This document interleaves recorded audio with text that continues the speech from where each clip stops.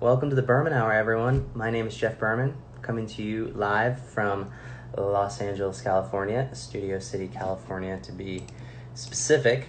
It's been fun doing this Berman Hour thing. I hope that people have enjoyed it, and if you haven't enjoyed it, quite frankly, I don't give a shit. It's tickling the creative part of my brain, which I desperately needed in this quarantine shelter in place, and it's been fun. Burrito kind of guy. Oh, that's Guillaume in Canada. What's up, man? I hope all is well. I see Winter in here. Who else do I hear? Punk Rock Mama Lou, good to see you. Tony G, good to see you as well. My guest today is Jared Stinson, who goes under too many other aliases with his career in music, but he has a lot of experience. I'm looking forward to talking to him, and his music is great too. We'll talk about all of that and more, and I see him, so I'm going to bring him in. Everybody, welcome to the Berman Hour. What is the Berman Hour, you ask? It is my daily talk show on Instagram Live that is nowhere near an hour, but it is worth every second. Jared Stinson, how are you doing, man? What happened? Hello. What up? How you doing? Good, man. Can you hear me? I can hear you a little bit, yeah. Are you using earpods? No, I was, but now I'm not. Should I be? No, I've had trouble with people using those. So it goes. But I took how you them out. doing, man? I'm good, dude. How you doing? I can't complain. I can't complain. I'm gonna move my sign out of the way here so that I can get a little bit more comfortable. But That's a good I'm in Los sign. Angeles. Where are you right now?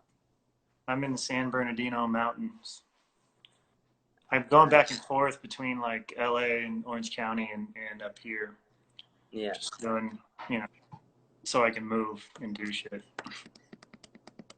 What have you been doing? Have you been able to work since we've been in lockdown? Well, I mean, honestly, dude, I took a job with Live Nation like a year and a half ago, and they were paying us through the end of April, which was nice. We only Yeah. worked through like the middle of March. And then I had some random small things to do for them throughout that time, or the time between March and the end of April. But then for me, it's really just kind of like going back to the way it was before I got a full-time job, when I was touring like you and just hustling, doing random jobs. And, I used to clean boats. So I got back to doing a little bit of that and just random shit, man, to make some money and stay busy, really Yeah. busy, like to have purpose. Because I keep going back and forth between like extreme bouts of like health and I'm studying shit and I'm taking some classes and I'm trying to use this time to improve. And then like extreme bouts of like just getting hammered and eating way too much all the time. Yeah. I Which isn't foreign territory either. yeah. When people first started doing kind of those shot challenges or whatever, I was like, this is not good. Like this, we're gonna be doing this for a long time. We need to come up with different ways to be creative, even if they're kind of futile and silly, like the Berman Hour is. You know, yeah. So, well, It's just thanks it's for reaching about out. I'm happy to have you, man. thanks for having me, dude. It's about having just purpose, like doing like today I cleaned a garage. I spent hours just reorganizing a workbench and moving shit around, and that's why I'm doing the video in front of it now. Yeah, yeah, yeah. Nice. Well, my wife, we're in the process of moving Yeah, I know. I was gonna across the ask country. about So my wife spent the day um, doing all the packing, and I was doing like just regular job stuff on the computer. it. I want to ask you about the namesake. Your name is Jared Stinson. You play in a band called Sic Waiting. You've done a solo singer-songwriter project for a number of years, if not a decade now, called Dead Threats. Yeah. But it seems the last few kind of bigger profile shows that you've played with Chuck Reagan or somebody like that, you get billed as Jared Stinson. Mm-hmm. What's the rationale, if any, behind when you use what name, and what can we expect going forward? Well, you did it right by calling everything Divided Heaven, whether you're playing solo or with a band. That was intelligent. I'm not a You think big that was fan. intelligent? Oh my Yeah, I God, that's think been a branding nightmare. Are you kidding me? you But think so. Branding Nightmare has been using three different names for one presentation. You know, I'm just not a big fan of the name Jared Stinson. I don't think it really is, like an artist. I don't know. It's just I'm not a big fan, but I'm not a big fan of the name Sic Waiting either. Dead Frets, I like that moniker a lot. Um, but on bigger shows like you're talking about, the Chuck Reagans and stuff like that, uh, artists like us don't really get a lot of say in how the billing goes, and you almost are a little bit apprehensive to speak up about anything, whether it's a misspelling or whatever, because you're on this show. You don't Sure. feel necessarily, not deserve to be on, but it's bigger than you, so you don't want to, make waves. So in those situations, a lot of times I'm getting booked on those shows not because of what I've done with Dead Frets, but because of what Sic Waiting's done. So they just take that and look at it's Jared from Sic Waiting and bill me accordingly, and I don't give a shit. So I actually started doing it a little bit myself just to avoid what a pain it is to call something Dead Frets and have to explain, no, it's still just me. Yeah, yeah. Um, it's a weird caveat to have as an artist. I think in any form where you have to kind of explain yourself, and then you have to have like the tagline of, well, actually it's this, Yeah. whether you're clarifying between having a band with you or just being solo or vice versa. Well, the weird thing is having a moniker for something that is a solo project. Because if you got different bands or different projects, makes total sense, But this is a solo project that I'm not calling my, name, my solo name. So. Yeah, yeah. Oh, hang on. Quick, Zach Quinn started a live video. I'm gonna bounce over there. I'm just kidding. shout out to DJ Rostar, an old friend of mine from college who's I been followed doing that this. guy for years, man. He's been doing this for years, and he's now doing a show on Fridays and Saturday nights, Nice. just like I'm doing. And I hope he's well. I miss you, man. I wanted to Here? say, Oh shit, there he is. What up? yeah, I kind of realized this recently because birds of a feather flock together. People like me and you who are singer-songwriters end up playing a lot of shows together, end up filling in a lot of bills together, and then helping each other out. When other people that are like us tour through, we end up going to the shows. It's just we kind of run in the same circles. Without blowing smoke, I think that I probably enjoy your songs more than most other singer-songwriters. And I'm not putting anybody down, but just if I had to pick. But I guess if you were poised with the choice of making a declaration in a positive manner of a singer-songwriter that's of our ilk and kind of our tier that you think people should check out and that you are consistently impressed by, as I am with you and your songs. You're asking me who that would be? Yeah. Shit, man. There's a lot of them. It's hard to pick them because I like artists for so many different reasons. Um, you know, you're a big one. Oh, well, thank you. I love listening to your records, even though they're all full band. Damn, dude. I'm trying to think of the name of my buddy. I can't believe I'm blanking on it right now. The There's a pressure. guy from Sacramento that I played with a couple years ago when I was on tour, and he's since moved to Nashville. And fuck. Yeah, Yotam would be on my list too. This is a train Oh wreck. yeah, Yotam would definitely be towards the top of my list. Actually, Yotam's Yeah. awesome. I loved Yotam's band Useless ID forever. And then when Yotam ended up in the States, he and I connected. Forget exactly how, but we started doing shows together, and he actually did a tour of Sic Waiting as a bass player. He was a bass player, yeah. Yeah, and he and I have done a lot of touring solo together. He would definitely be up towards the top of my list as well. You put me on the spot, so now I'm trying to think of who to say, but instead my brain's just thinking of. Well, we'll come back to it. We'll come back to it.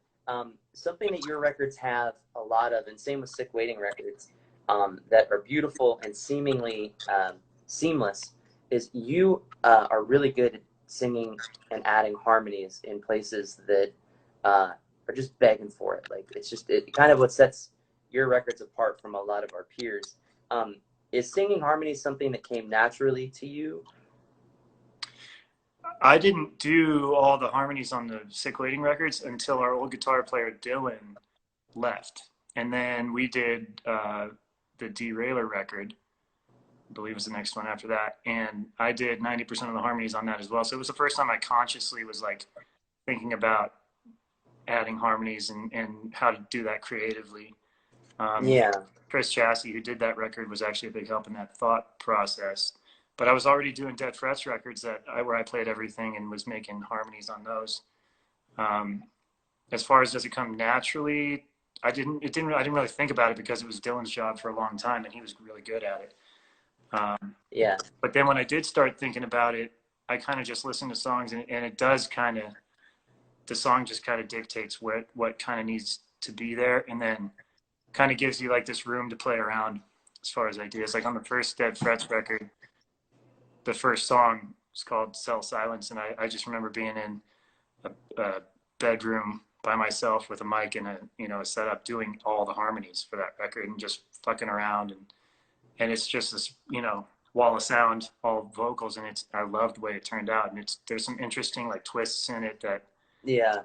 were just kind of, they just kind of pop out. It's not like a mathematical thing. But it is. That's the thing. It's taking No, me it is. years. I remember Not, calling you at one point. I was on my way into the studio with Charlie. We were recording in Hollywood, and I was like, man, I need some help with this, because I would just get to the mic and like I could sing the notes, whatever the notes would be, but I couldn't hear it. And when it comes to singing along with my own lead, I was just lost. My brain and my ear would just want to trace what I had already sung. You know what I mean? oh yeah, I see It what you're was just saying. but it's something about your records that I always really liked, including your lyrics. You have very poetic lyrics that I think sometimes get lost in translation when you're playing bars and pubs and the kind of shitholes that Very much we so. play. Yeah, very much so. What, when you're writing songs, are you focused on writing them to be what they're supposed to be, or do you ever think like I need to shift this focus a little bit so that it's not so dark or it's not so poetic, and make it a little bit more kind of sing-alongy? Is that ever a dynamic that you have to fuck with? I never have that thought really, but and I do have a lot of songs that are sing-alongy or catchy, but that always happens really naturally. It's never done like consciously. I've never sat down to write and been like, I'm going to write a happy, catchy song. I've written maybe not happy, but catchy songs, Yeah. but not because I was trying to. It's just kind of something that happens. But then I've written, a lot of really dark songs too, and that kind of took some cultivation because, like, especially when the solo project started, the whole name of the game for that was to not uh, have any sort of barriers as far as what I was saying in the songs. Yeah. The only thing I was really, I guess, concerned about was how I was saying things. So there were situations, a few, I guess, where, I might have been saying what I wanted to say, but I felt like I was saying it in a not very creative way or something. So I would restructure the song or the lyrics to say the same thing in a better way.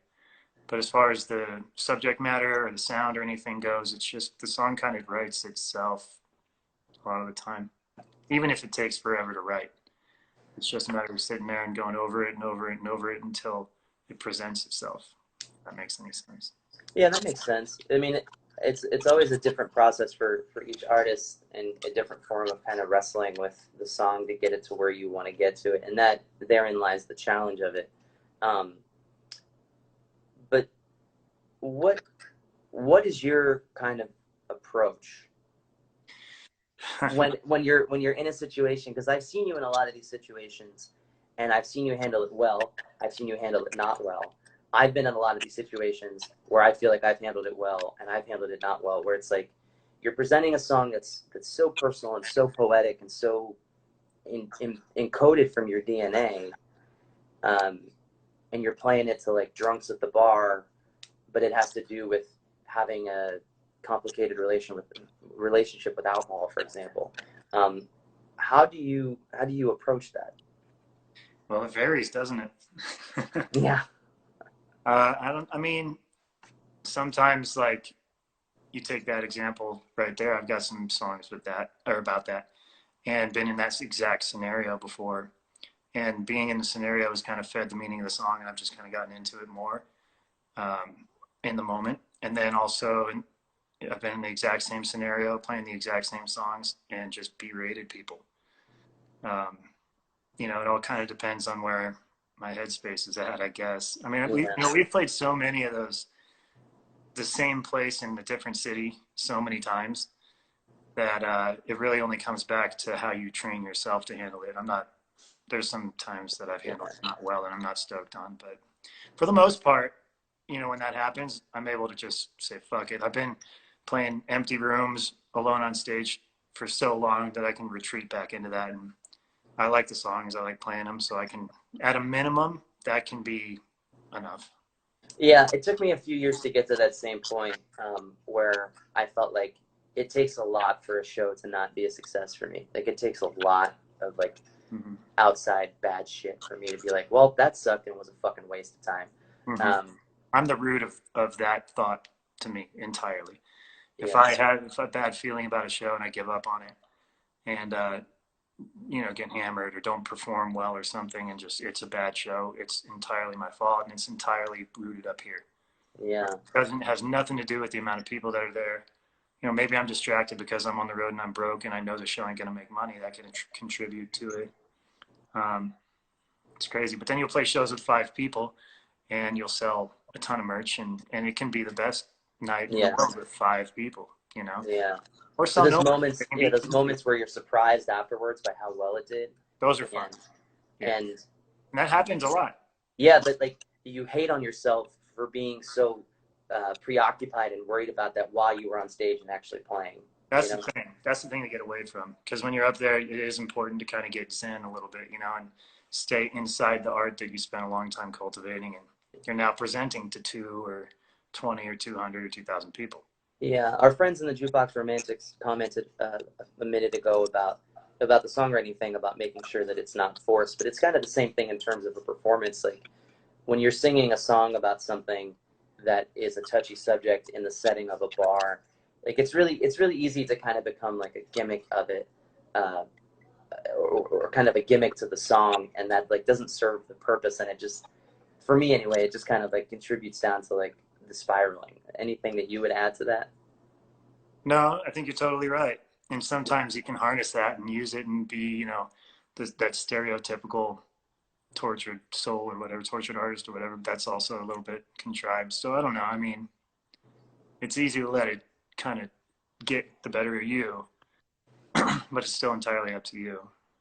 Yeah, And I think it's something to be said too when you get to the point like you or I have. And I mean, I haven't been playing a lot the last couple of years because I've been working and been writing and whatnot, but you're still going and you get to a point where you're doing the same thing for a very long time and you don't see a lot of things changing that much. And it's a whole new sort of, you know, dejection or maybe a whole new way that you have to learn how to resolve yourself with what you do and find not new meaning, but refine the reason that you're doing it, the meaning. yeah, Because those songs are true, like those are sincere and true. And when you play them, they do something. And that doesn't really change if you're actually the artist, or an actual artist. So as long as that's kind of your North Star, things could be good for a while and then get shitty and it won't run. yeah, yeah, And the same thing can be happening, in on a small scale in one night. As long as your North Star is that you're there presenting something and performing something that means something to you. yeah. Matt Jewett from Oklahoma City is talking about a Zen headspace. Yeah, Shut up, Matthew. we used to call it like Tao. Nick and I would like Tao in, and we knew after we were done playing if like there were just certain parts of the songs where like you're doing something and your muscle memory is doing it, but you're not there because you're thinking about elsewhere. It puts it into perspective. It makes sense why bands that can afford to have people do everything for them that's not playing the actual instrument and performing, that makes perfect sense. It's like a necessary evil of sorts. Yeah, I mean, I've had lots and lots of those nights where you're on tour for months at a time and you're playing songs that are muscle memory and singing. It's all muscle memory, and I've just been thinking about the hotel or like where's the hotel going to be or how long is this drive going to be or Yeah. whatever. Or like how many drink tickets do I have left or I swear to God, man, I'll spend 45 minutes just ruminating on things. And then next thing you know, the show's over. Yeah, it's so strange. You're presented with the ultimate, most beautiful distraction of being able to play songs that you've written and toiled over for an audience, and you spend the whole time thinking about the other shit that you need to take care of. Yeah. You also do tour managing, or at least you did for a while. Yeah. If it's not too incriminating, I'd be curious to hear about your most recent attempts to get in and out of Canada. Well, no, it's not too incriminating, I guess. It was pretty wild. I guess it's all over now, so we can talk about it. I was on tour with NoFX and Pears and Useless ID, and I was tour managing Useless ID. Mm-hmm. And the tour started in the Pacific Northwest in Portland, and we did a show in Portland, a show in Seattle, and then we were headed up to Vancouver to do 2 shows there, and then go, tour across, ending up, I think, in Winnipeg was the last show. And, I have a record from things in my past, and I was just crossing my fingers when, that when we got to the border, it'd be no worries. And the whole time, Dante, who's tour managing Pears, is like, man, you're fucked. And Steve, who's managing NoFX, is like, you're fucked. And after Seattle, they actually said goodbye to me and said that maybe they'd see me in Minneapolis, I think. And I didn't get in the first night. And so Useless ID got in, but they're from Israel, and so they do need a handler a bit. I mean, they're veterans, but, they're in foreign country. So I felt like I was letting them down a bit. But luckily, there were 2 shows in Vancouver, and I was petitioning, actually through Live Nation at the time, was petitioning an office in LA, who was then calling the port of entry and speaking to agents on the Canada side there, working all these different angles to try and make an exception. Ultimately, I worked with a couple charities down here that I worked with for a number of years, and ultimately that ended up being what got me in on a temporary residency permit that cost a lot of money. But they let me in for the tour, and after we got in, Canada was awesome. Oh, my buddies in Seattle, actually, Sean and Aaron, came and picked me up at the border, drove me back to Seattle. We had dinner, went to sleep, woke up, drove back to the border, spent another like 12 hours there before I got in. So it was a wild entry. It took like 2.5 days, Yeah. And do you remember who you saw that night? Who I saw? You saw me. Oh, yeah, in Seattle, huh? No, in Vancouver. Oh, yeah, at the show. That's right. Yeah, that was a surprise. Yeah, that was a nice surprise. And then you snuck us in, which was very nice of you. For the show? Yeah. You walked us in right past everybody. Like a total boss. Like a total boss. That might be incriminating. Thanks. Sorry. Yeah. So we got across Canada, and it was awesome. Canada was a great time. I had a really nice time up there. It's a bummer I'll never be able to go back. But we got across, and we ended in Winnipeg, and the whole time I'm trying to figure out how I'm going to get well, maybe I shouldn't say this part. I don't know. We had some people in the group that were going to have a hard time getting back into the U.S. And so I was trying to help out and figure out how we were going to do that. And I didn't really have any good ideas. So we ended up in Winnipeg, and it was the last night of the Canada leg. And who's doing monitors at this venue is Greg Rikus. And, we played with him I'd played with him a couple times, and we were loosely connected. And I was like, hey, Greg, man, it's great to see you. I got a question. And can you smuggle a few people across the border for me?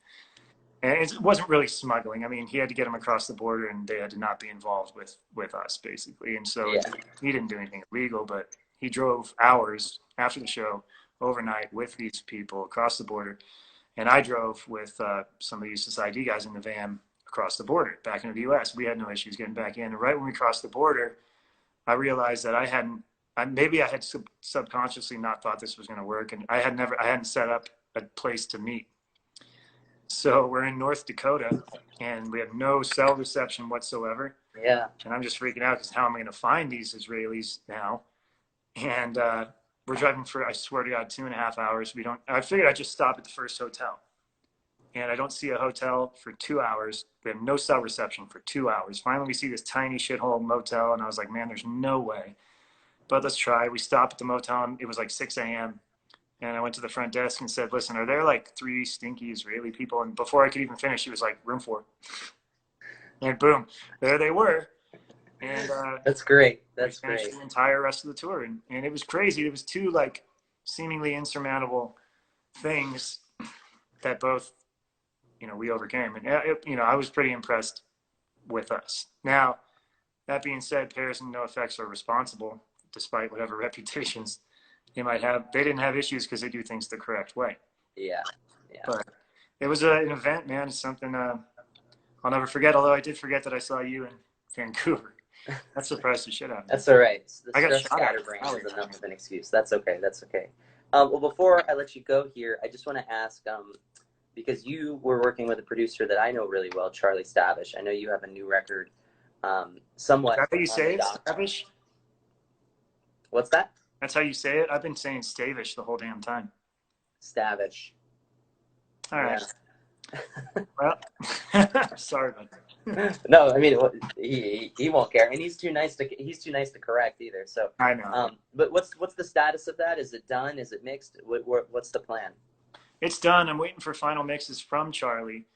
Now, this whole pandemic thing kind of threw a wrench in everybody's gears, and then Charlie had some personal stuff come up, and he had to go back to the East Coast for a while. So Yeah.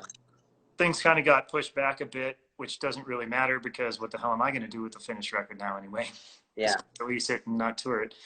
So things are pushed back, but I'm just waiting for mixes from him, which I'm expecting any day now, and we'll do a round or two of revisions, and it'll be ready to go. And I'm stoked on it, man. It's definitely the best thing that solo-wise that I've done, and that's solely because of Charlie. That dude is amazing to work with. I've never. I mean, we did the Chris Chassis record, Sic Waiting did, and Chassis wrote first couple Rise Against major records, and he's experienced as fuck. And working with Charlie was even crazier than that because Charlie's got just such a history, and in songwriting and an ear that is incomparable. I mean, I was doing shit. I thought I had a good ear. I think I have a good ear, and he was having me do things over and over because of things he heard that I wasn't picking up on, and that was a real learning experience for me. Yeah. Being out there and spending time, and then just being like sequestered in his house, which is the studio, and just being fully like immersed in the record for the time that I was there was it was awesome, dude. Yeah, it's like the best of both worlds. Thank you for that connection, by the way. Oh, of course. The reason that happened, you're the one that set it up, and I really appreciate it. Yeah, no, it's like the best of both worlds because it's secluded and it's home. Yeah, it's homey, because he lives there. But it doesn't feel like you're like in this kind of stale, white-walled, popcorn ceiling, carpeted place. It's got like a good, not at all, legitimate vibe to it. Yeah. It's a creative space, It Yeah. really is. And plus, there's Walt. And what's the other dog's name? Oh, Henry. Walt and Henry. Yeah. Two pugs. That's awesome, man. Yeah, they're awesome. Well, it's good to see you, and I'm not sure I'm gonna be able to. I'm not gonna be able to see you before I move, but I hope to see you. When do you move? Next week. Are you driving? Yeesh. You might see me on the road. I'll be in touch. Okay. Matt Jewett, shut up. What did you say? Shut up, Matt Jewett.